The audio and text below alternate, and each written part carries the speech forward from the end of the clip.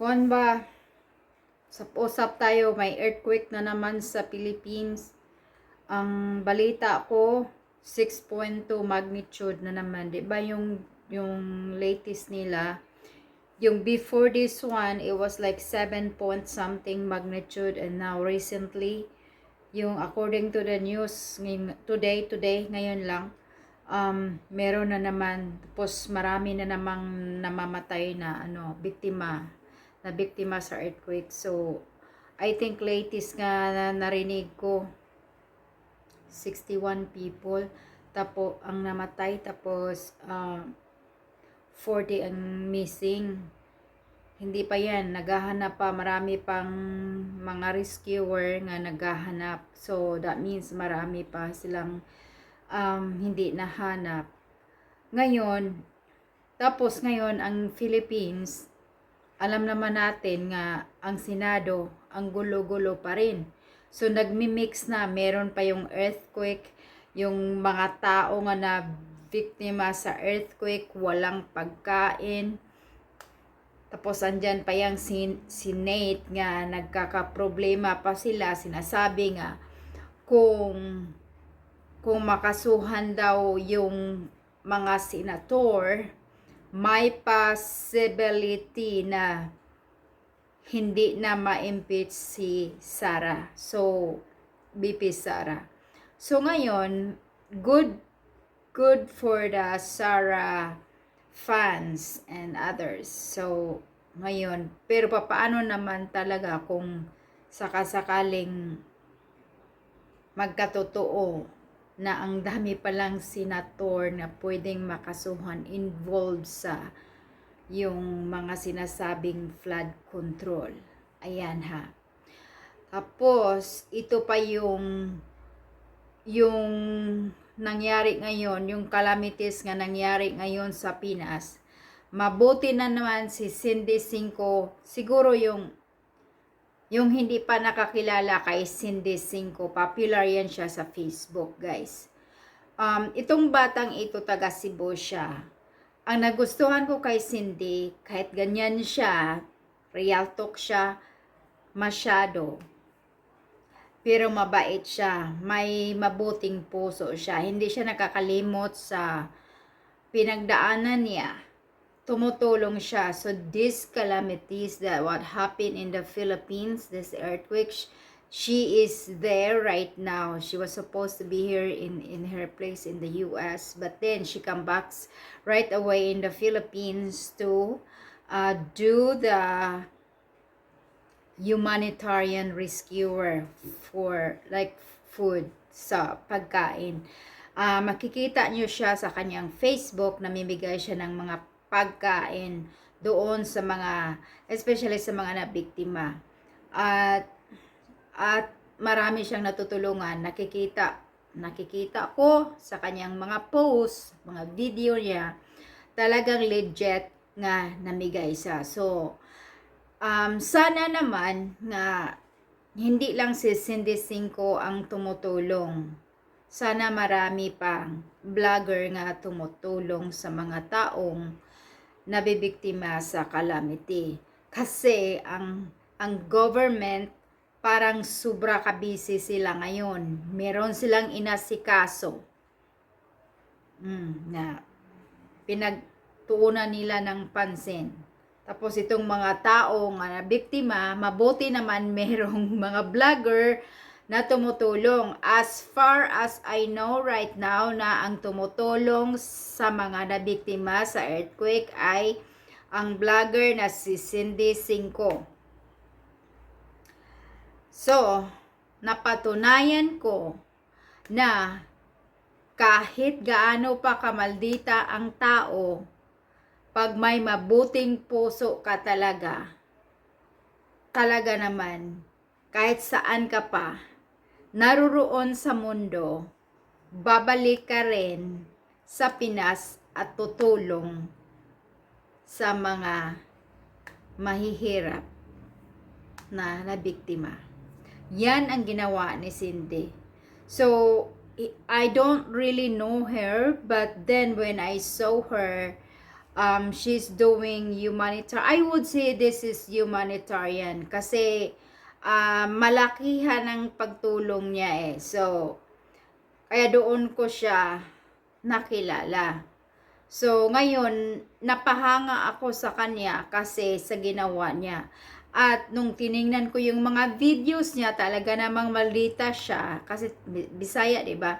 Mga Bisaya, kay maldita man jud, pero maldita jud siya jud. Kay, syempre, parati ang real talk niya, panay ang real talk niya sa kanyang page. Pero yung masasabi ko nga, meron din siyang kabutihan sa kanyang puso na hindi niya nakakalimutan nga gaano kahirap ang mahirap.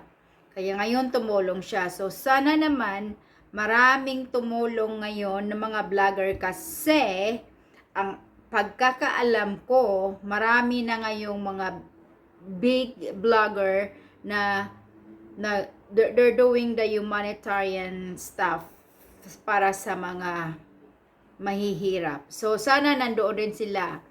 Pero ang nakikita ko lang ngayon sa social media ay si Cindy Cinco. So magpapasalamat na lang din tayo kay Cindy na meron siyang pera. Merong pera ang asawa niya, at saka siya, syempre kumita din siya sa Facebook. So yung mga blessing niya, I think, obviously, she's sharing also to the people. So yan ang good things. So, sana marami pa dyan. Kasi ang pagkakaalam ko kasi, na pinakasikat dyan na vlogger na tumutulong sa mga tao ay si Ivana Alawi. Yon ang sinubaybayan ko. At ngayon, nakikita ko din si Cindy, this is latest na ha, yung mga baguhan, mga millennials ngayon, nga pinakabago, si Cindy ang nakikita ko. So, sana marami pa ang ma-inspired sa ginawa ni Cindy Cinco sa pagtulong. Sana marami pang ma-inspired at tutulong din sila, especially sa mga calamities na nangyari ngayon sa Philippines. Magpapasalamat na lang tayo kasi nga, yung mga vlogger dyan, talaga namang ang gagandang ng puso nila, tumutulong sila. Pero dito sa Amerika, naku, wala talaga, wala akong nakikitang vlogger nga tumutulong dito sa Amerika kasi may bawal din kasi eh. Para bang if you want to help, you have to go to the charity, you have to reach out the charity that you will help this and that. Hindi yung basta-basta pupunta ka lang sa street at mamimigay ka ng mga pagkain o anong gagawin mo. No, you cannot just do that here. So, if you are doing such humanitarian stuff, you have to go to charitable organization. There is plenty here in the US, but you have to do that. Okay? But in the Philippines, mas madali sa Philippines kahit sino yung mga vlogger na gustong tumulong, yung malaking kita na sa pagbablog, maraming mga vlogger dyan sa Pinas ngayon nga malalaki na ang kita nila sa pagbablog. So, ang alam ko, nagsishare din sila, namimigay sila ng mga pagkain sa mga street people, yung pumupunta sila sa mga bukid, namimigay sila ng mga pagkain sa mga bata, yung nag-eskwela, yung mga bata nga naglalakad papuntang school, binibigyan nila ng mga baon na pera, ganon-ganon. Yes, okay dyan, pero no talaga yan dito sa US. Nako, baka mamaya makasuhan ka pa kung bibigyan mo ang bata ng pera. Baka anong gagawin mo, sasabihin ka, bakit mo binigyan ang anak ko ng pera? Anong gagawin mo? Anong plano mo? Ay nako, bawal yan dito guys kasi makakasuhan ka pa sa parents kung nagbigay ka ng pera sa anak nila. Diba? Lalo na pag strangers ka. So, ayan, bawal yan dito sa US. There is a lot of opportunity there in the Philippines that you cannot get in trouble for it. Lalong-lalo na kung pupunta ikaw sa mga barrio, sitio, mga bundukin na area nga, ang mga tao talaga naghihirap sila. So, pupunta ka doon, mamigay ka ng mga bigas, sardinas at mga kagamitan, pwede mas masaya pa ang mga mga barangay people, yung mga barangay captain, ganon, mas masaya pa sila kung may magpunta doon at mamimigay, 'di ba? 'Di ba?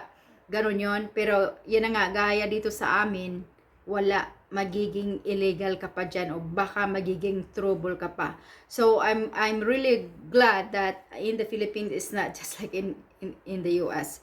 So kaya anytime pwede kang tutulong sa mga taong naghihirap at papasalamatan ka pa. So ngayon, ang masasabi ko lang na sana meron pang maraming ma-inspired si Cindy Cinco sa pagtulong niya sa nabiktima ng earthquake. Meron namang earthquake ngayon.